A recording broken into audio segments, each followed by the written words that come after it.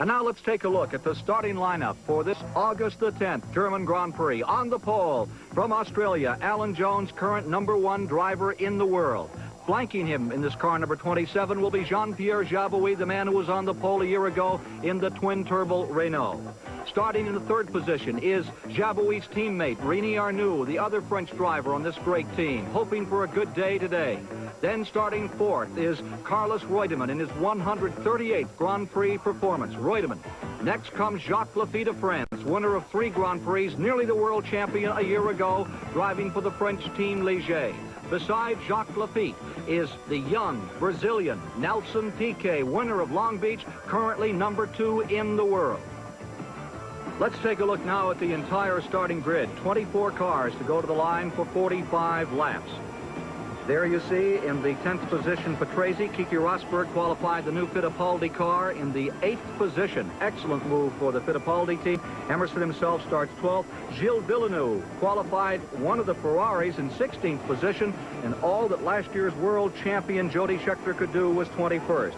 Jan Lammers in the Ensign will start shotgun in the 24th position. One of England's greatest drivers, David Hobbs, will be joining us for the play-by-play call of the German Grand Prix coming up right after this.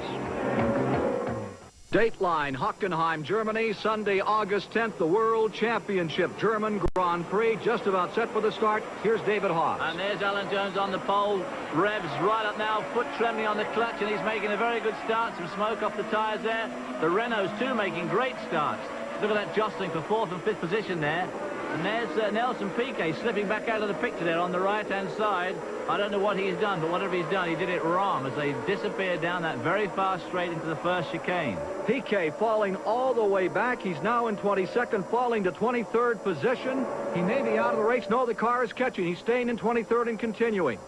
And as they approach the first chicane, the front row still side by side, but Jabouille just eases out Jones into second place as they go to there. Arnoux following him close, and right behind him, one of the Ligiers. As they stream out of that, down towards that very, very fast curve at the far end of the circuit, the Oster curve, which is so dangerous and so fast. And there we see Jabouille still in the lead. It'll be there from Alan Jones. Alan Jones slipping into second spot. Going third is Arnoux. Alan Jones making a very good start, but he's been overhauled just out of the chicane by this man, 37-year-old Jean-Pierre Jabouille.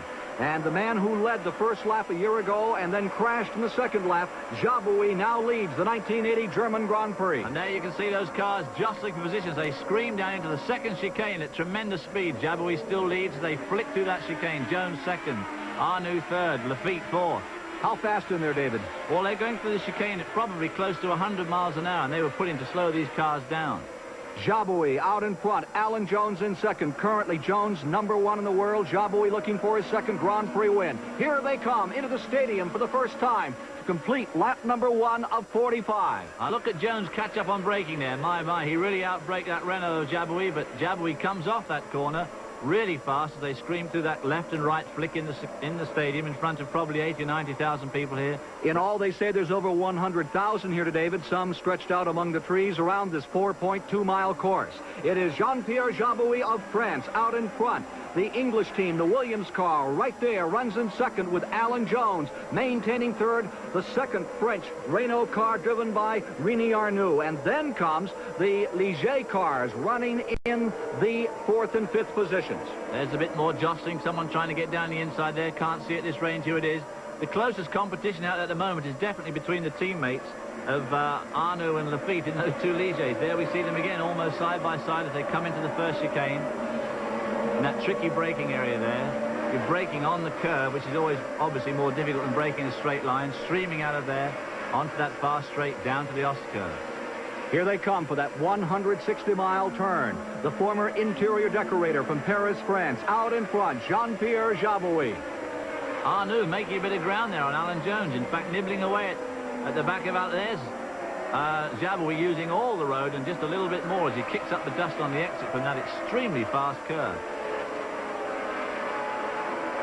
The 1976 European Formula 2 champion through the second chicane. Jean-Pierre Jabouille has an interesting theory about luck. Most drivers consider luck to be a major part of motorsport. Jabouille says it has nothing to do with luck in racing. He says it all is based on problems. Here's what he told us earlier as we see him enter the stadium. But for me, first, I have a luck because I have a drive. I am very happy for that. And I remember the problem with Patrick.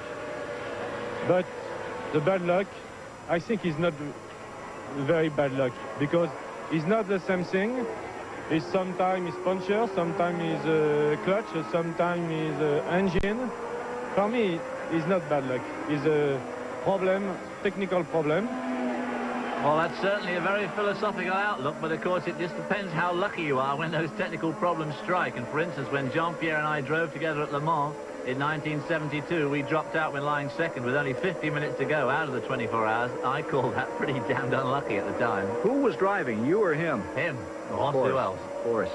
Jabouille, winner of the French Grand Prix, the first Frenchman to win that race in 50 years back in 1979. Now in front, there's Alan Jones, number 27, still in second place, and pulling away a bit is Jabouille at this juncture of the race. We are in lap number 3 of 45 on the 4.2-mile Hockenheim Ring here in Germany. This World Championship event, seeing the Renault, which had trouble here a year ago, and they both fell out in the early going, now sustaining first and third position.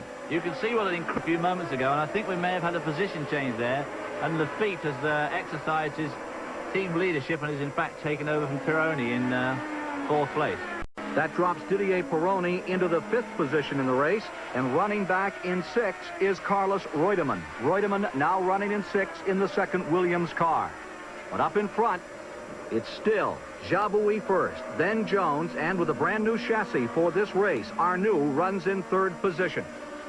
Arnoux seems to have been dropped a little bit by Jones, who catches up on that left-hand hairpin in the stadium here. Jones really makes a lot of ground on Jabouille, but Jabouille, when he comes off the corners, that Renault certainly seems to put the power down very, very satisfactorily. Look at him through this corner. Meanwhile, back in 7th place is Elio De Angelis, and Gilles Villeneuve is being shown in 8th with the 9th position, Nelson Piquet. Piquet has come back from 23rd to 5th in less than 4 laps, David. Yeah, there we see some of the fighting down there. We see Giacomelli in that last red car going out the picture behind Alain Prost in the McLaren. And then we see the 2 Candy Tyrrells. But here we are back on the main straight. And Jones and Jabouille and Arnoux seem to be settling down into some sort of rhythm here. No one seems to be able to make much ground on the others.